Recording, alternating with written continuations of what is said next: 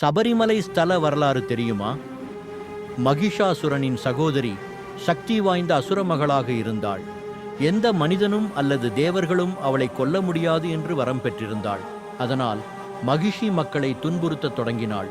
மகிஷியை வெல்ல மகாவிஷ்ணுவின் மோகினி அவதாரத்துக்கும் சிவபெருமானுக்கும் பிறந்த குழந்தைதான் ஐயப்பன். கடுமையான போரில் ஐயப்பன் அவளின் மந்திர சக்தியை அழித்து மகிஷியை வீழ்த்தினார்.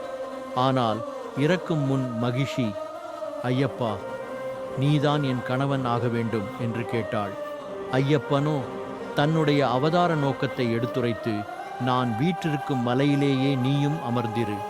என்றைக்கு ஒரு கன்னிசாமியாவது என்னை காண வராமல் இருக்கிறாரோ அன்றைக்கு நான் உன்னை திருமணம் செய்து கொள்கிறேன் என்று கூறிவிட்டு சபரிமலையிலே நித்திய பிரம்மச்சாரிய விரதம் மேற்கொண்டார். மகிஷியும் மலிகப்புறத்து அம்மன் ஆனாள். இதுவே இன்று கோடிக்கணக்கான பக்தர்கள் மண்டல விரதம் வைத்து சுவாமியே சரணம் ஐயப்பா என்று கூவி பயணம் செய்யும் புண்ணிய பூமி சபரிமலை. நீங்களும் சபரிமலைக்கு சென்றதுண்டா? இந்த தகவல் பிடித்திருந்தால் லைக் செய்யவும், மேலும் இது போன்ற சுவாரஸ்யமான தகவல்களுக்கு நமது சேனலை சப்ஸ்கிரைப் செய்து கொள்ளவும்.